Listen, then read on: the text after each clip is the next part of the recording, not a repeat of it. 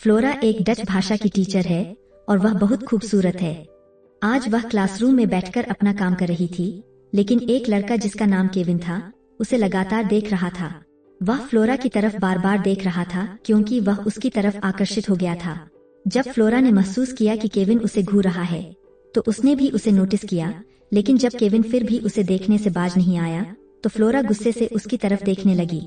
School खत्म होने के बाद जब फ्लोरा घर जाने लगी तो उसने फिर से केविन को देखा, लेकिन इस बार वह खुद भी उसे देखती रही, जैसे उसे भी उसकी तरफ आकर्षण महसूस होने लगा हो।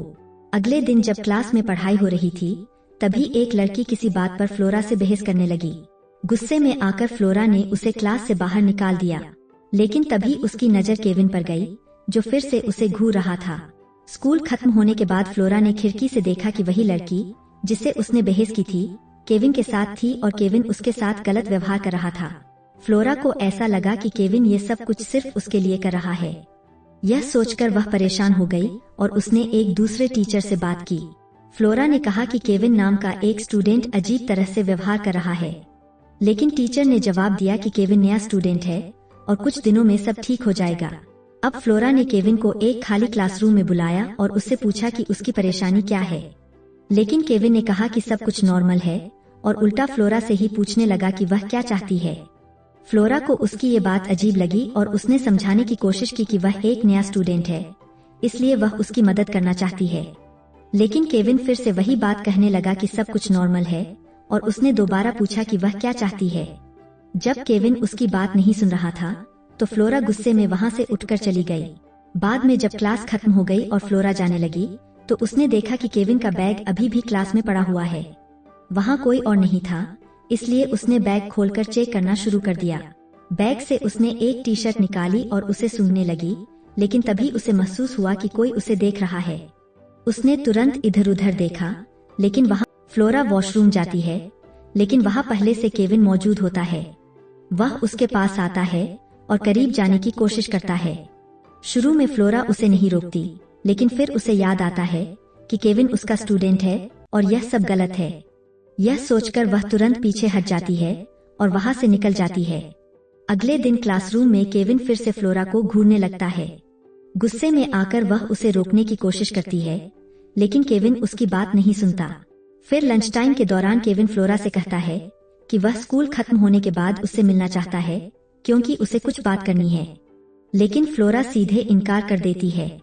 शाम को जब फ्लोरा स्कूल से बाहर निकलती है तो उसे अपनी कार का साइड मिरर टूटा हुआ मिलता है, लेकिन वहाँ कोई भी नहीं था।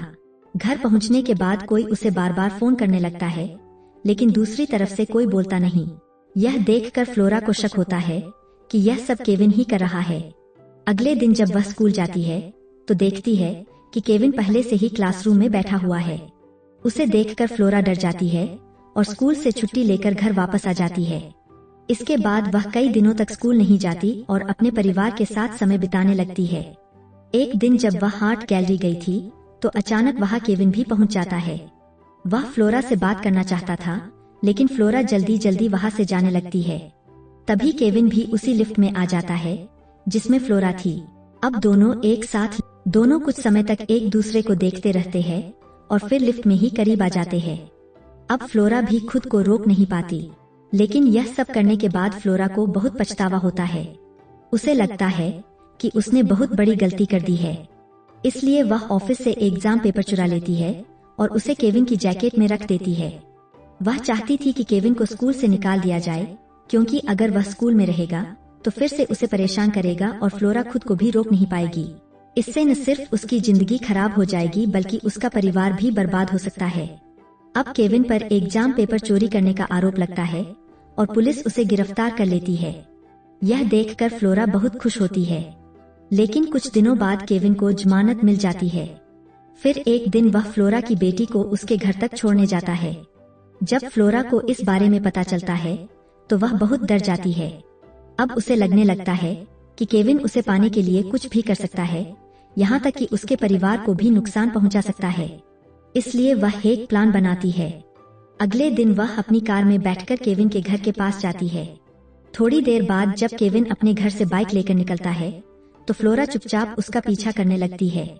जब वे एक सुनसान सड़क पर पहुंचते हैं तो फ्लोरा तेजी से अपनी कार चलाकर केविन को टक्कर मार देती है, जिससे उसकी मौत हो जाती है।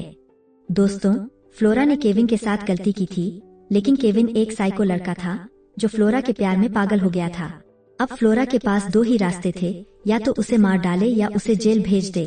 लेकिन उसने एक नाबालिग स्टूडेंट के साथ रिश्ता बनाया था, इसलिए अगर पुलिस को यह पता चल जाता तो उसे भी जेल जाना पड़ता। इसीलिए उसने केविन को मारने की योजना